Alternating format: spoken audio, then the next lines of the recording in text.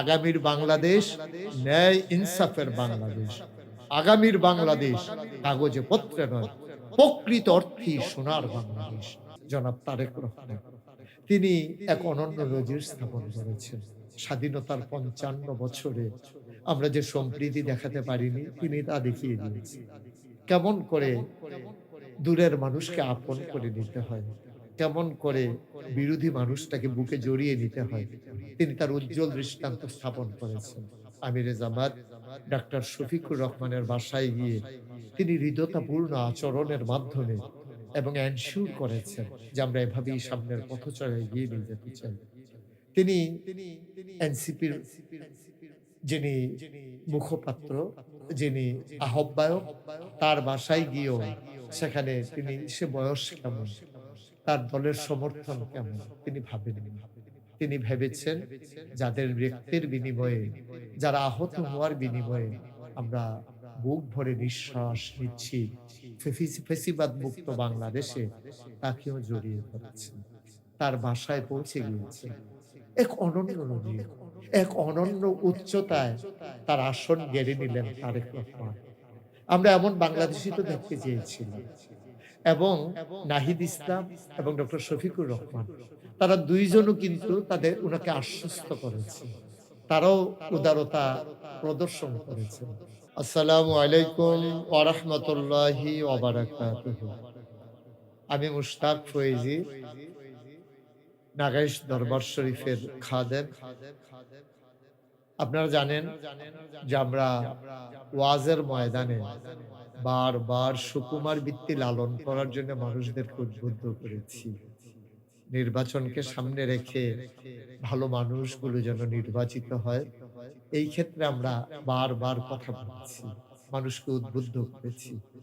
ফলশ্রুতিতে আমরা এবার নির্বাচন পূর্ববর্তী আমরা যে প্রেক্ষাপট দেখেছি, বাংলাদেশের পরিচিত যে মন্ডল নির্বাচনের আগে যেমন করে ধাওয়া, পাল্টা ধাওয়া, মারামারি, কাটাকাটি, এগুলো তুলনামূলকভাবে আমরা ২৪ পরবর্তী বাংলাদেশে এবারের প্রথম নির্বাচন আমরা কম দেখেছি, এটা স্বীকার করাই লাগে।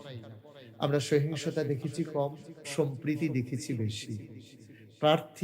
একজন প্রার্থী আরেকজন প্রতিদ্বন্দ্বী প্রার্থীকে জড়িয়ে ধরেছে, এমন দৃশ্য সোশ্যাল মিডিয়ায় এখনো আমরা দেখছি ভেসে বেড়াচ্ছে। কিন্তু অতীব দুঃখের সাথে আমরা খেয়াল করেছি, নির্বাচন পরবর্তীতে সহিংসতা যেটা আমরা দেখতে চাইনি, যেটা আমরা ভাবতেও চাইনি যে এমন হতে পারে, কিন্তু এটার কিছু ব্যত্যয় ঘটেছে, সম্প্রীতির কিছু একটা ব্যত্যয় ঘটেছে যেটা আমাদের কল্পনার বাইরে ছিল। কিন্তু শক্ত হাতে ঊর্ধ্বতন নেতৃবৃন্দ এটাকে হ্যান্ডেল করছেন যেন এটা আর সামনে বাড়তে না দেওয়া যায়। গোটা ৫৬,০০০ বর্গমাইলের টেকনাফ থেকে তেতুলিয়া, রূপসা থেকে পাথুরিয়া, সুন্দরবন থেকে বান্দরবন, একেবারে অজপাড়াগা থেকে রাজধানীর রাজপথের খেটে খাওয়া মানুষগুলো সহ সবার কাছে আমার উদাত্ত আহ্বান, নতুন বাংলাদেশ গড়ার জন্য ২৪-এ যেমন করে মানুষ জীবন দিল, ফেসিবাদকে তাড়িয়ে দিয়ে নতুন বাংলাদেশের স্বপ্ন দেখেছিল ওরা, আর নির্বাচনের মাধ্যমে তার জন্য পরিপূর্ণতা পেতে যাচ্ছে। এই মুহূর্তে আমরা যারা আছি, আমরা যদি নিজেরা এমন করে মারামারি, কাটাকাটি, ঝগড়া বিবাদে লিপ্ত হয়ে যাই, সত্যিই তা কষ্টকর। আমরা এমনও খবর পেয়েছি, তিনটি লাশ পড়েছে বাংলাদেশে। এই মানুষগুলোকে কোনোভাবেই আমরা হয়তো সামনের দিকে আরো সম্পৃক্ত হব, আমরা হয়তো ভালোবাসায় আনন্দে অবগাহন করব, কিন্তু যারা হারিয়ে গেল তাদেরকে আমরা আর কখনো ফিরিয়ে আনতে পারবো না। যে ভাইটির রক্ত ঝরে গেল, এ ভাইয়ের রক্তাক্ত দেহটা আমরা হয়তো একদিন ওষুধ দিয়ে ভালো করে নেব, কিন্তু যে ফোঁটা রক্ত ঝরেছে বাংলার জমিনে, এটাকে ফেরত দেওয়ার আর কখনোই সাধ্য হবে না। আমরা নারীর স্বাধীনতা, নারীর সম্ভ্রম, আমরা নারীর ইজ্জত নিয়ে বারবার কথা বলি, অথচ সেই নারীরাই নির্যাতনের প্রথম শিকার হয়। আমরা বাংলাদেশে নির্বাচন পরবর্তী এমন খবরও শুনেছি যেখানে নারী ধর্ষিতা হয়েছে কোন পশুর মাধ্যমে। এই পাশবিকতা বন্ধ হওয়া দরকার। শুধু দরকার তা না, এখনই দরকার, এই মুহূর্তে দরকার। আমরা তার উজ্জ্বল নিদর্শন দেখলাম, যিনি আমাদের ভবিষ্যৎ দেশনায়ক, যিনি প্রধানমন্ত্রী হবেন, যাকে আমরা অগ্রিম শুভেচ্ছা জানাচ্ছি, জনাব তারেক রহমান। তিনি এক অনন্য নজির স্থাপন করেছেন। স্বাধীনতার ৫৫ বছরে আমরা যে সম্প্রীতি দেখাতে পারিনি, তিনি তা দেখিয়ে দিয়েছেন। কেমন করে দূরের মানুষকে আপন করে নিতে হয়, কেমন করে বিরোধী মানুষটাকে বুকে জড়িয়ে নিতে হয়, তিনি তার উজ্জ্বল দৃষ্টান্ত স্থাপন করেছেন।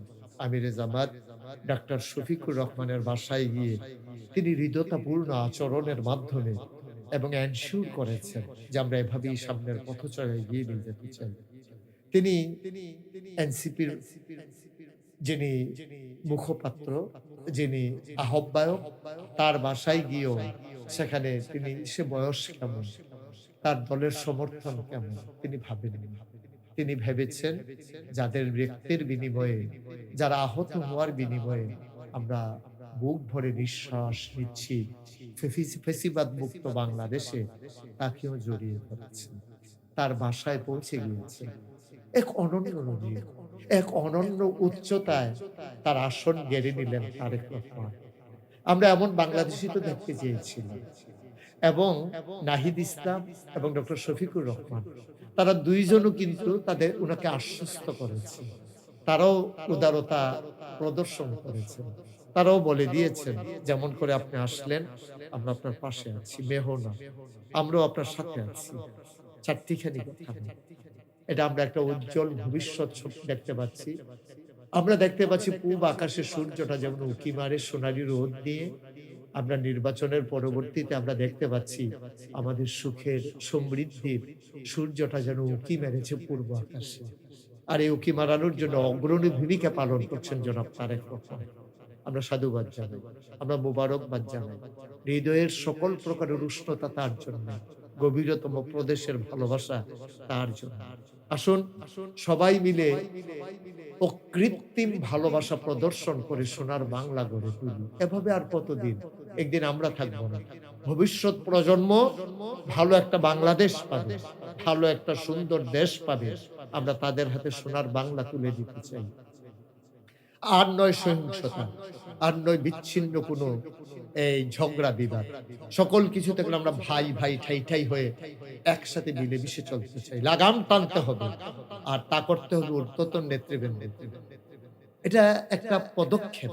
এই পদক্ষেপের মাধ্যমে একেবারে তৃণমূল পর্যায়ে মেসেজ পৌঁছে গেছে, ছাড় দেওয়া হবে না, ছাড় দেওয়া হবে না কোনোভাবে।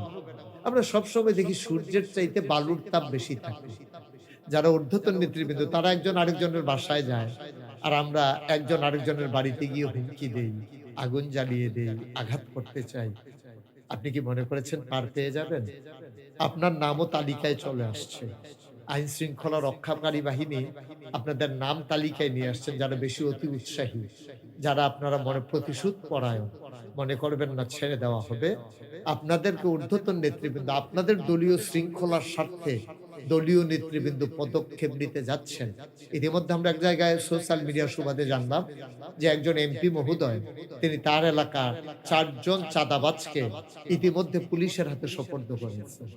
সুতরাং আমরা আগামীর বাংলাদেশ, সুন্দর বাংলাদেশ দেখতে পাচ্ছি, চাঁদা মুক্ত, সন্ত্রাস মুক্ত, রাহাজানি মুক্ত বাংলাদেশ। বাংলাদেশে আপনিও হন গর্বিত সৈনিক। আপনি কেন হবেন চাঁদাবাজ? কেন হবেন আপনি সন্ত্রাসী? কেন হবেন ভিন্ন মতের দলনকারী? আপনিও দেশ বিনির্মাণের একজন গর্বিত সৈনিক। ভালোবাসা দিয়ে আপনি বরণ করেন। স্বাধীনতা অর্জন করা সহজ, রক্ষা করা বড়ই কঠিন। বিজয়ী তো সেই হয় যার কাছে পরাজিতরা আশ্রয় পায়। আপনি বিজয়ী হওয়ার পরে যদি উগ্র হয়ে যান, আপনি যদি ক্ষিপ্র হয়ে যান, আপনি যদি হিংসাত্মক ভূমিকা পালন করেন, বিজয়ের মালা আপনার গলায় মানায়। সুতরাং বিজয়ের গলা যেহেতু আপনার মালায় আল্লাহ দিয়েছেন, আপনি দল মত নির্বিশেষে এখন আপনি সবার নেতা হিসেবেই আপনি ভূমিকা পালন করবেন। এ প্রত্যাশা আমরা সকল বিজয়ী নেতার মুখে শুনতে পাচ্ছি। আমরা তার বাস্তব রূপ দেখতে চাই। আগামীর বাংলাদেশ সম্প্রীতির বাংলাদেশ, আগামীর বাংলাদেশ ন্যায় ইনসাফের বাংলাদেশ, আগামীর বাংলাদেশ কাগজে পত্রে নয়, প্রকৃত অর্থেই সোনার বাংলাদেশ। সোনার বাংলাদেশ বিনির্মাণে আমরা এক একজন অতন্ত্র প্রহরী হয়ে নজরানা পেশ করতে চাই।